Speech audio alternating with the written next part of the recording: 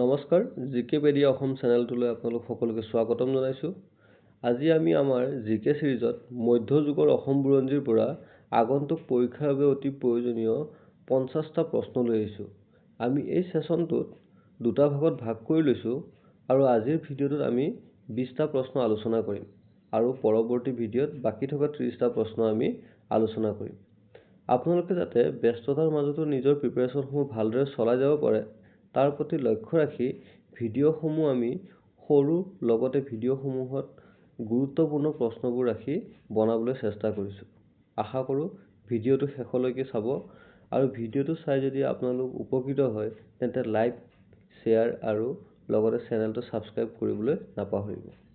তেন্তে বেছি সময় পলম নকৰি আহক আজিৰ এই ভিডিঅ'টো আমি আৰম্ভ কৰোঁ। তো আজি আমাৰ ভিডিঅ'টোৰ প্ৰথমটো প্ৰশ্ন হৈছে who was the first Muslim invader in Assam? Asom আক্ৰমণ কৰা প্ৰথম মুছলমান আক্ৰমণকাৰী কোন আছিল? তো আমাৰ ইয়াৰ শুদ্ধ উত্তৰটো হৈছে বখতিয়াৰ খিলজী। আমাৰ অপশ্যনসমূহ দিয়াই আছে আলাউদ্দিন খিলজী, বখতিয়াৰ খিলজী, আলী মৰ্জান খিলজী আৰু ইলিয়াছ শ্বাহ। তো ইয়াৰ পৰা আমাৰ অপশ্যন বি বখতিয়াৰ খিলজীটো হৈছে শুদ্ধ উত্তৰ। ঠিক আছে, তাৰপিছত আমাৰ নেক্সট কুৱেশ্যনটো হৈছে 2 number question, Muhammad bin Bakhtiyar Khilji attack Kamrupa on his way to. ইয়াত আমাক প্ৰশ্নটো কি সুধিছে যে মহম্মদ বিন বখতিয়াৰ খিলজীয়ে তেওঁৰ যাত্ৰা পথত কলৈ যাওঁতে কামৰূপ আক্ৰমণ কৰিছিল? তো আমাৰ অপশ্যনসমূহ হৈছে নেপাল, টিবেট, ভূটান, বাৰ্মা আৰু ইয়াৰ পৰা আমাৰ শুদ্ধ উত্তৰটো হৈছে অপশ্যন বি টিবেট। ঠিক আছে, যে মহম্মদ বিন বখতিয়াৰ খিলজীয়ে টিবেটলৈ যাওঁতে যাত্ৰা পথত কামৰূপ আমাৰ আক্ৰমণ কৰিছিল। আমাৰ 3 নম্বৰ প্ৰশ্নটো হৈছে who was the founder of Chutiya kingdom? Chutiya ৰাজ্যৰ প্ৰতিষ্ঠাতা কোন আছিল? তো আমাৰ অপশ্যনসমূহ হৈছে option A Birpal, option B Narayan, option C Biswa Singha, option D Nilambar. তো ইয়াৰ পৰা আমাৰ শুদ্ধ উত্তৰটো হৈছে বীৰপাল। অপশ্যন এ আমাৰ শুদ্ধ উত্তৰ। তাৰপিছত নেক্সট কুৱেশ্যনটো হৈছে who was the last Chutiya king? Chutiya ৰাজ্যৰ শেষৰ ৰজা কোন আছিল? তো আমাৰ অপশ্যনসমূহ হৈছে option A Birpal, option B Nityapal, option C Durlabh Narayan, option D Chakradhwaj. আৰু এই অপশ্যনসমূহৰ পৰা আমাৰ শুদ্ধ উত্তৰটো হৈছে অপশ্যন বি নিত্যপাল।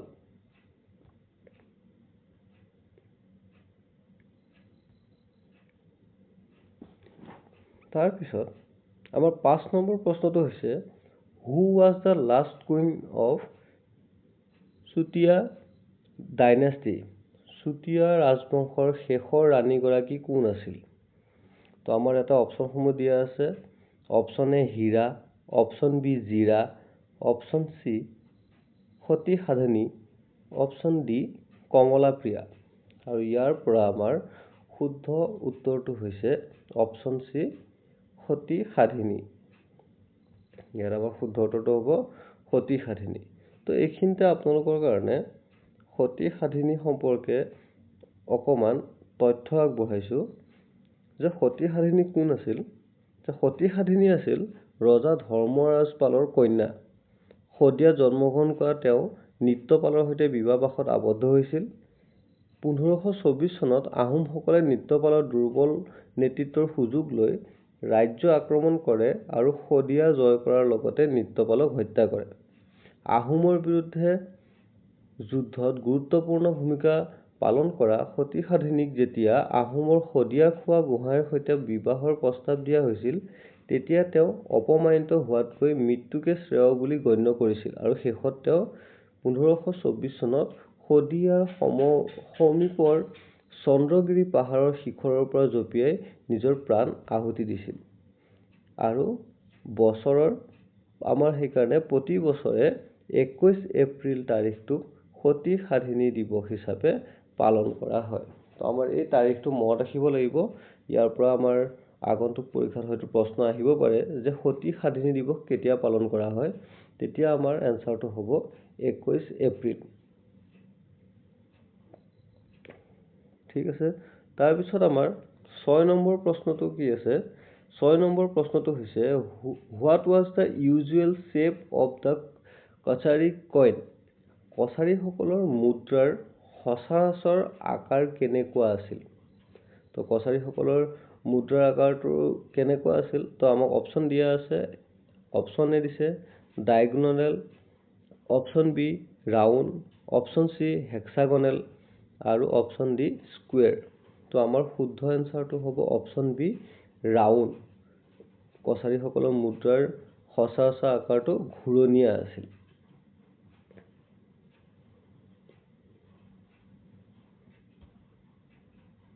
তাৰপিছত নেক্সট কুৱেশ্যনটো আমাৰ হৈছে কোচ ডাইনেষ্টি ৱাজ ফাউণ্ডেড বাই?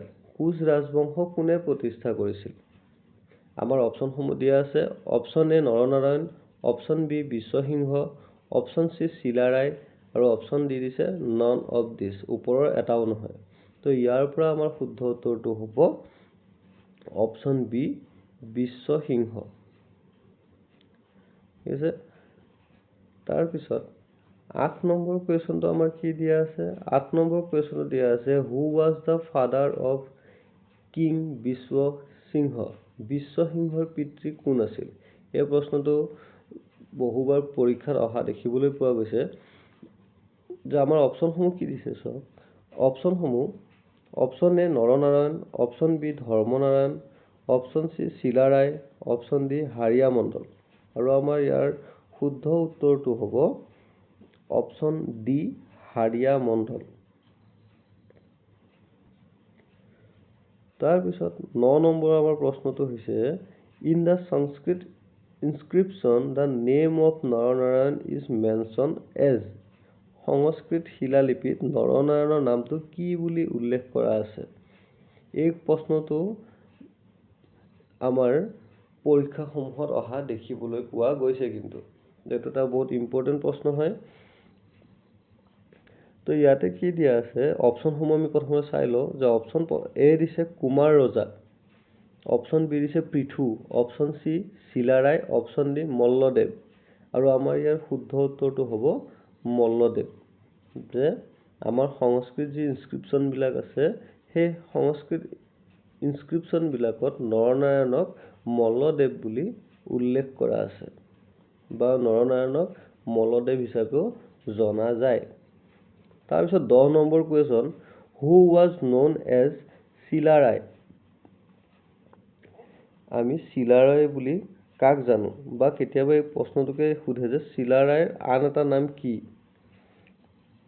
আমাৰ অপশ্যনসমূহ দিছে নাৰায়ণ, শুক্লধ্বজ, মল্লদেৱ, অপশ্যন ডি বীৰপাল। তো আমাৰ শুদ্ধ উত্তৰটো হ'ব অপশ্যন বি শুক্লধ্বজ। তাৰপিছত নেক্সট কুৱেশ্যন হু ৰিবিল্ড কামাখ্যা টেম্পল? আমাৰ কামাখ্যা মন্দিৰ কোনে পুনৰ নিৰ্মাণ কৰিছিল? আমাৰ অপশ্যনসমূহ দিয়া আছে। Option A Biswa Singha, option B Chilarai, option C Naranarayan, option D Nilambar আৰু আমাৰ এই অপশ্যনসমূহৰ ভিতৰত শুদ্ধ উত্তৰটো হ'ব নৰনাৰায়ণ।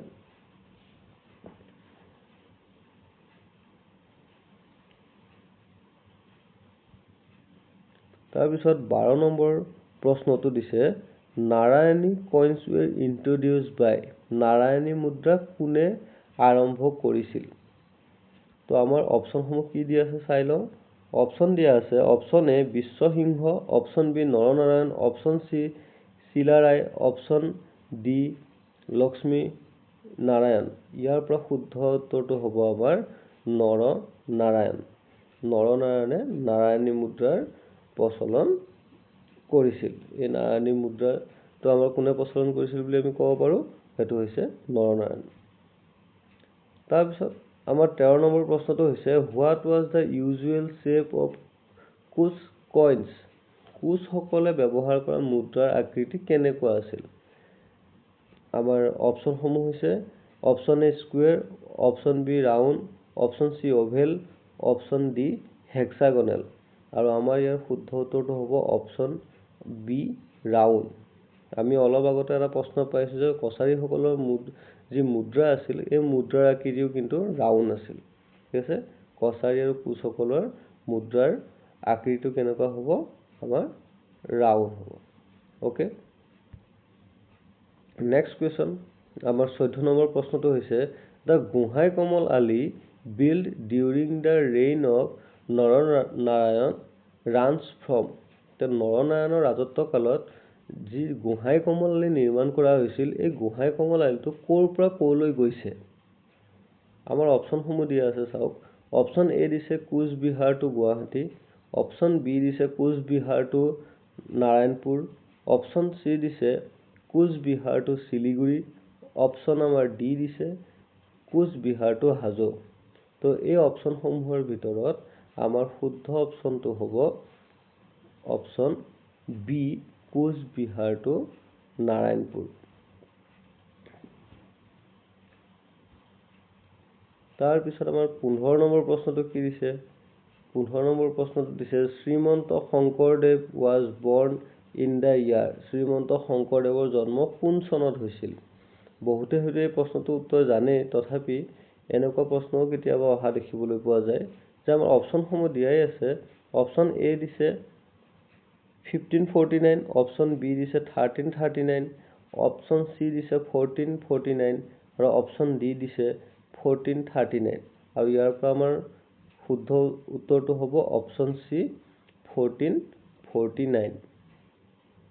1449 চনত শ্ৰীমন্ত শংকৰদেৱৰ জন্ম হৈছিল। তাৰপিছত 16 নম্বৰ প্ৰশ্নটো কি দিছে? What was the name of the Muslim tailor who became a disciple of Sankardeva at Cooch Behar. যে শংকৰদেৱৰ শিষ্য হোৱা কোচবিহাৰৰ মুছলমান দৰ্জীজনৰ নাম কি আছিল? তো আমাৰ অপশ্যনসমূহ হৈছে আলিমেজ, আব্দুল হক, চান্দচাই আৰু জয়হৰি। তো ইয়াৰ পৰা আমাৰ শুদ্ধ উত্তৰটো হ'ব চান্দহাই। ঠিক আছে, এইটো অপশ্যন চি হ'ব আমাৰ শুদ্ধ উত্তৰ।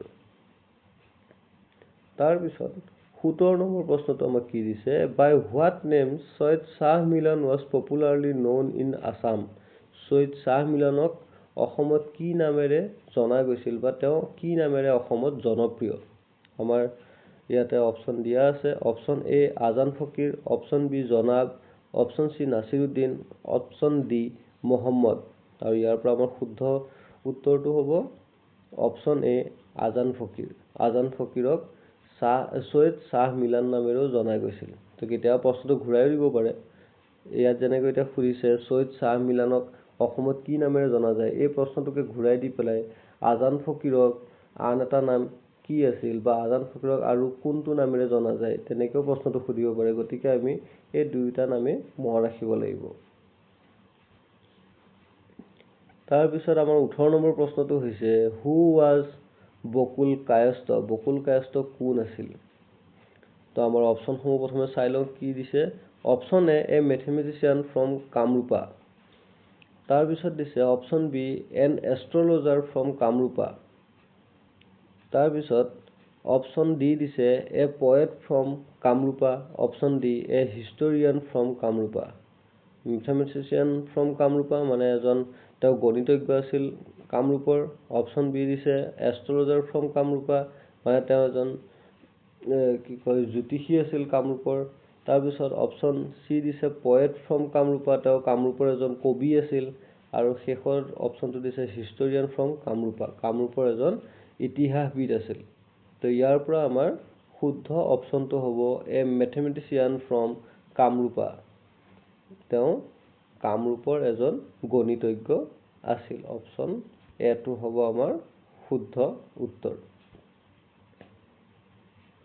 তাৰপিছত আমাৰ 19 নম্বৰ প্ৰশ্নটো দিছে who wrote Kitabat Manjari and Lilavati the two masterpieces in the field of mathematics.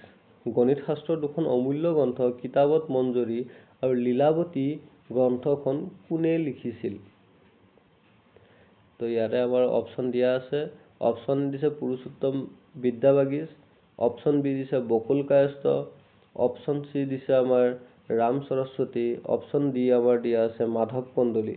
আৰু এই চাৰিটা অপশ্যনৰ ভিতৰত আমাৰ শুদ্ধ অপশ্যনটো হ'ব বকুল কায়স্থ, অপশ্যন বি।